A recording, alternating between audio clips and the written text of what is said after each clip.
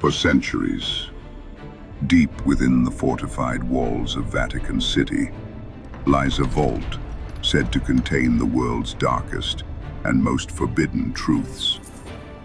Behind locked doors and endless corridors, manuscripts older than empires, relics that defy explanation, and testimonies the Church never intended for the world to see.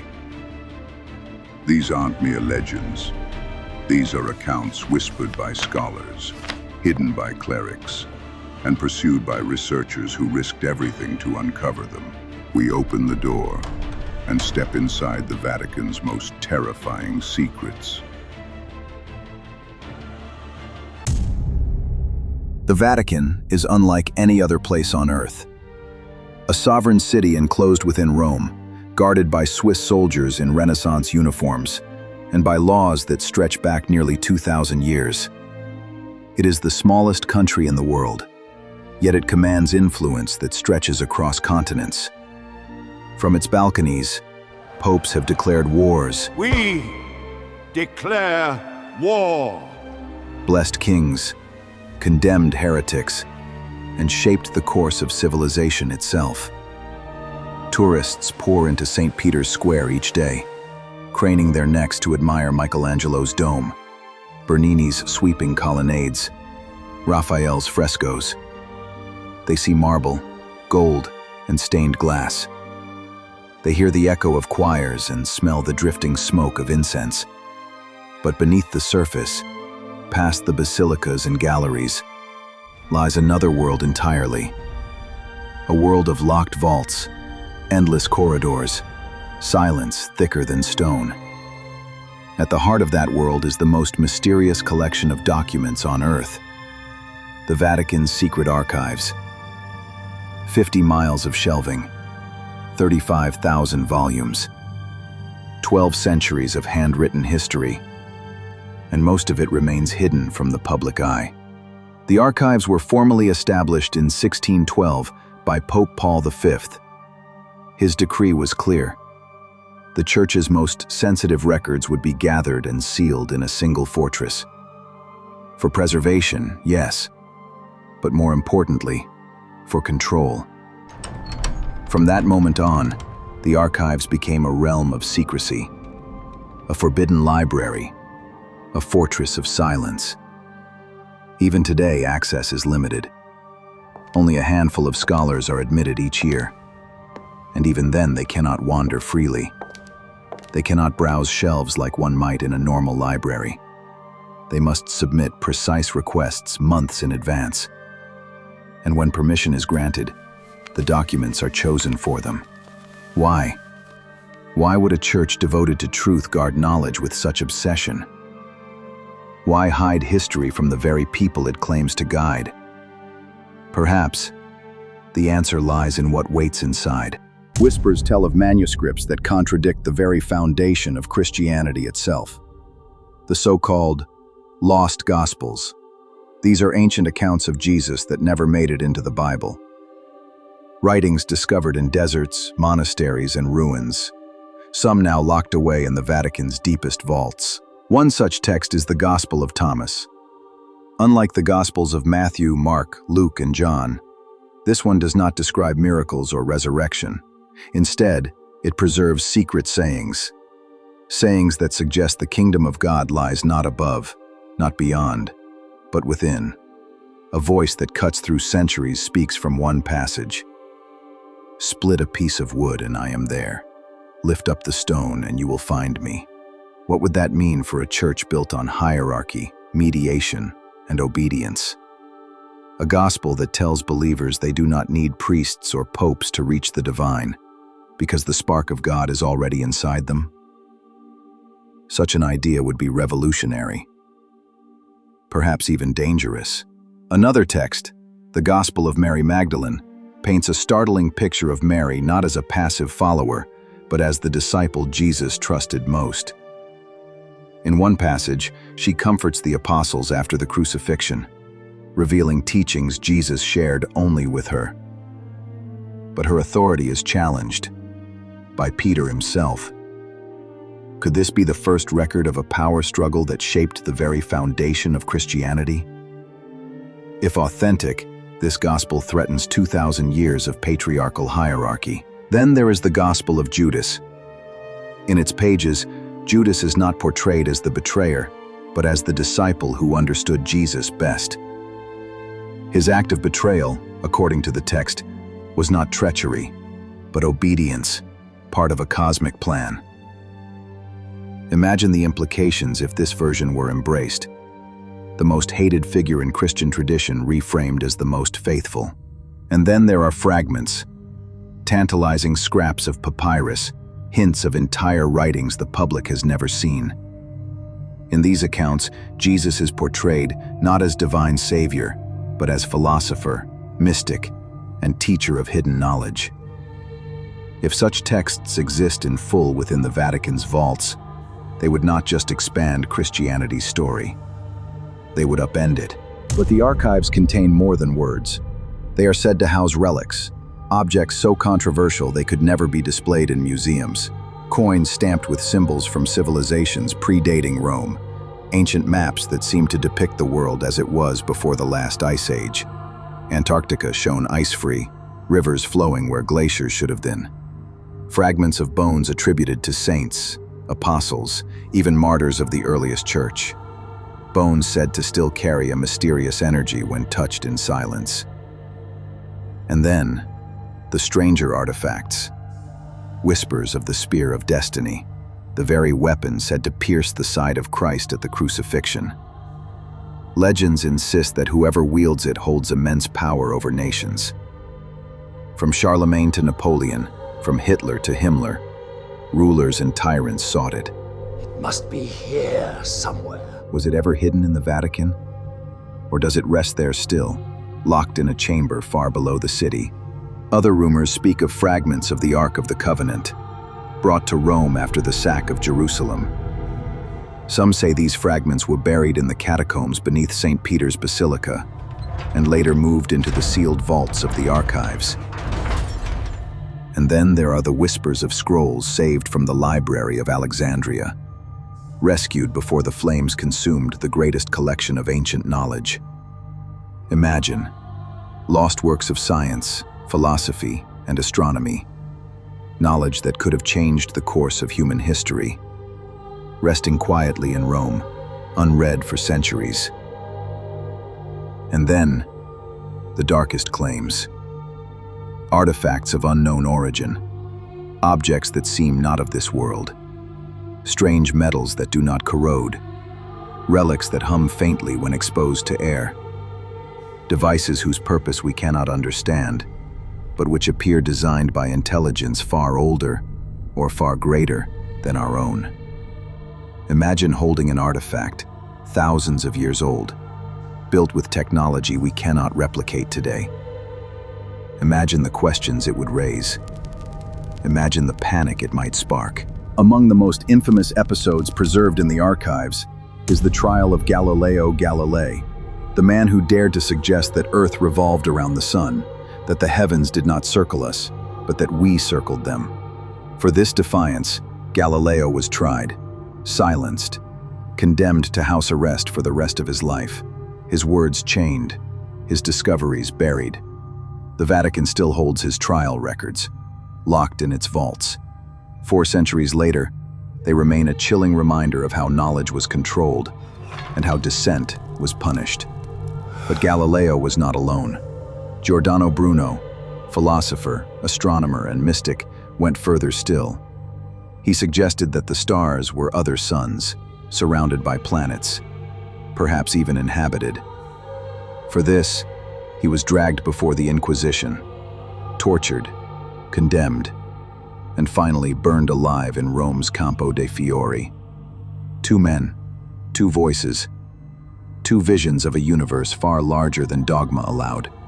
Both silenced, one imprisoned, one executed. How many others were silenced? How many truths were smothered in the name of faith, erased not only from history but from memory?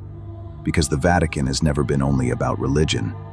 Its archives are filled with political intrigue, letters and agreements made with emperors, monarchs, generals, and secret societies.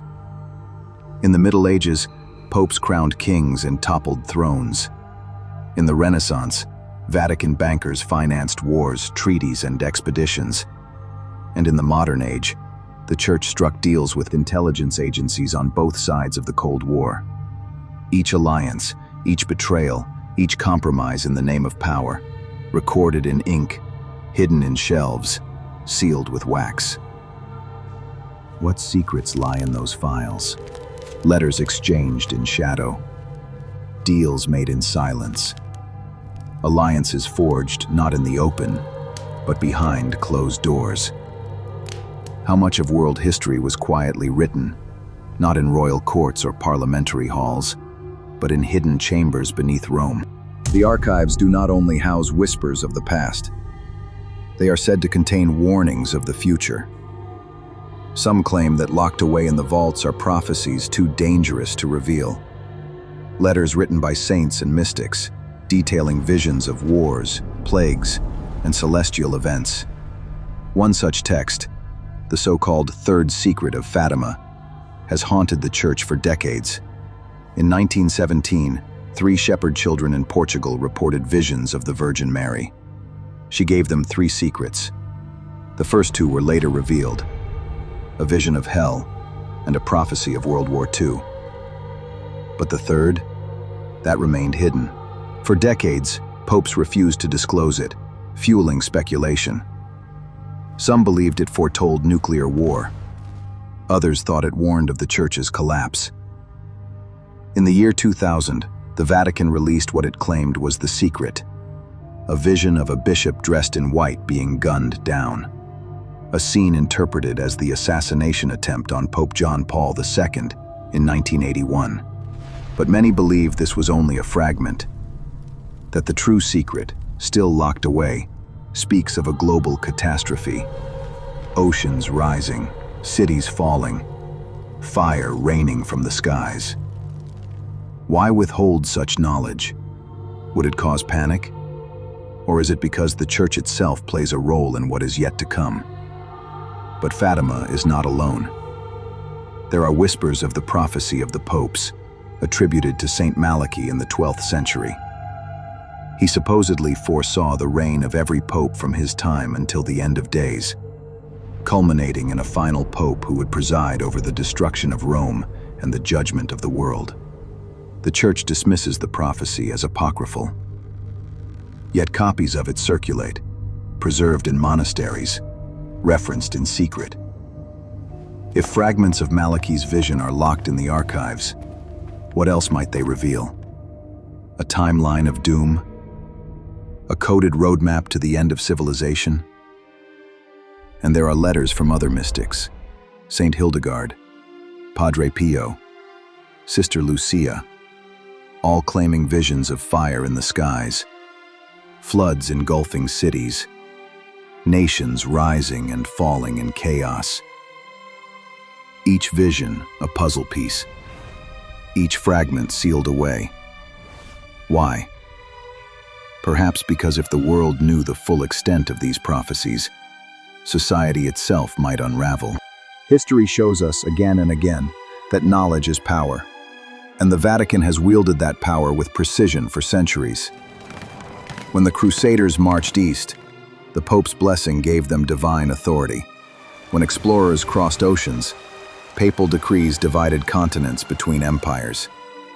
When science threatened to eclipse theology, the Church silenced its challengers.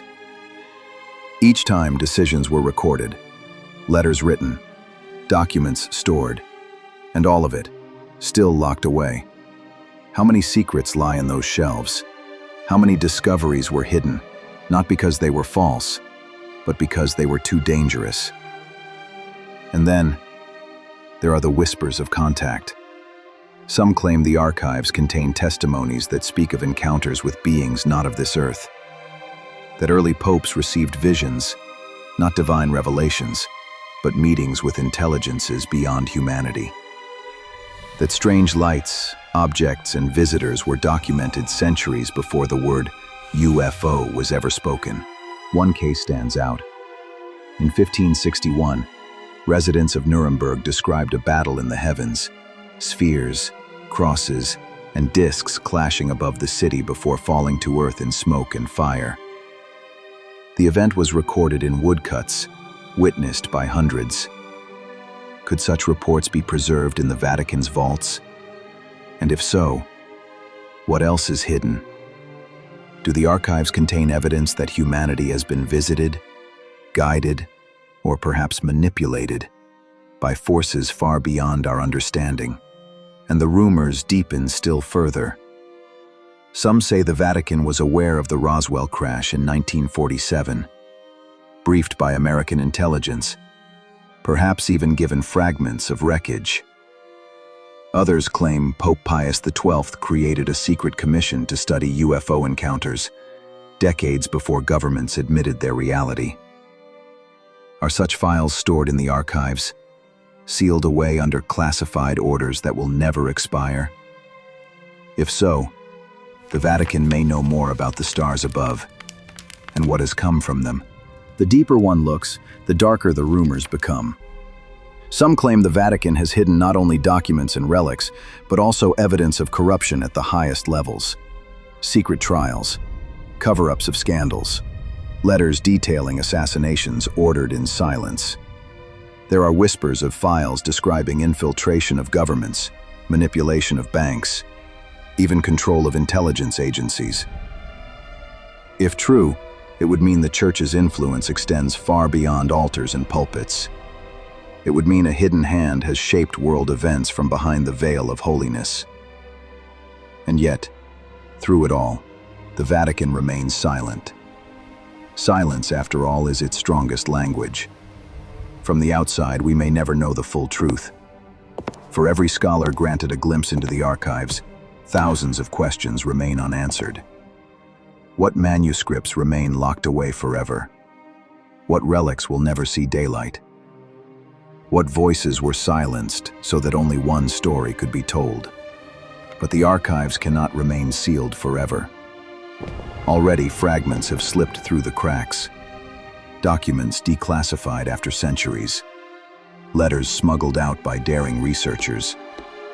Testimonies whispered on deathbeds. Each time, they reveal a pattern. A history of control, a legacy of secrecy, a vault of power. Consider again the suppressed Gospels. Each one offers an alternative vision of Christianity, where salvation is not granted by institutions, but discovered within the soul. Imagine the implications if these were taught openly. Billions of believers encouraged to look inward instead of upward, to trust in their own divine spark instead of clerical hierarchy. The structure of Christianity as we know it would tremble. The very pillars of Rome would quake. Or consider the relics, the spear of destiny, said to bring victory to whoever wields it. The Ark of the Covenant, a vessel of raw divine power. Scrolls smuggled from Alexandria, preserving lost sciences. Artifacts of unknown origin, shimmering in the dark. If even one of these objects were revealed, the world would change overnight. Museums would be stormed, laboratories mobilized, militaries deployed, and the Vatican, keeper of secrets for centuries, would lose its monopoly on power. Think of Galileo. His crime was not error, it was truth, spoken too soon. A truth that threatened the Church's authority over the cosmos. His punishment stands as a warning. Knowledge is dangerous when it undermines control. Think of Bruno. His vision was too vast, his imagination too free. He dared to suggest we are not alone in the universe, and for this, he was burned alive. How many Galileos, how many Brunos lie buried in forgotten manuscripts? How many revelations were destroyed or hidden before they could ignite change? And then there are the prophecies. The third secret of Fatima remains the most infamous. Was it merely a vision of papal assassination, as the Vatican claims? Or does it foretell a global catastrophe, an apocalyptic event too terrifying to reveal? And what of the other letters, the other visions, tucked away in sealed envelopes marked non apparere, do not open? Do they predict the fall of nations, the rise of new empires, the arrival of beings not of this earth? Why else seal them for centuries? Why else bury them beneath marble in silence? And then finally, the whispers of contact. Imagine opening a drawer in the archives and finding a letter from a medieval monk describing glowing discs that hovered over his monastery. Imagine a report written by a Renaissance pope detailing a visitation not from angels, but from luminous beings who stepped out of a craft of fire. Is it fantasy? Folklore? Or testimony preserved, then buried, because it contradicted the story humanity was meant to believe? If the archives do contain such evidence, then the Vatican holds not just the history of Earth, but the history of our place in the cosmos. The archives may also guard knowledge of ancient civilizations, Atlantis, Lemuria, or cultures erased in floods and fire. Some believe manuscripts exist that describe pre-flood kings who lived for centuries, technologies of resonance and light, temples powered not by fire or wheel but by sound and vibration. Could the Vatican be hiding the missing chapters of human history? Chapters that prove we are not the first advanced civilization, but merely the most recent. If true, the entire story of mankind would need to be rewritten. Through it all, the Vatican remains silent. And silence, in many ways, is the strongest language of all. For silence does not deny, silence conceals. It does not erase the truth, it merely postpones it. What we've seen is only the beginning. We have glimpsed the vault, the relics, the forbidden texts. But in the next episode, we will follow the trail further, into the testimonies of those who tried to break the silence, into the stories of whistleblowers, assassinations, and cover-ups. The deeper we go, the more dangerous the truths become. And perhaps the more we will understand why the Vatican has guarded its secrets for centuries.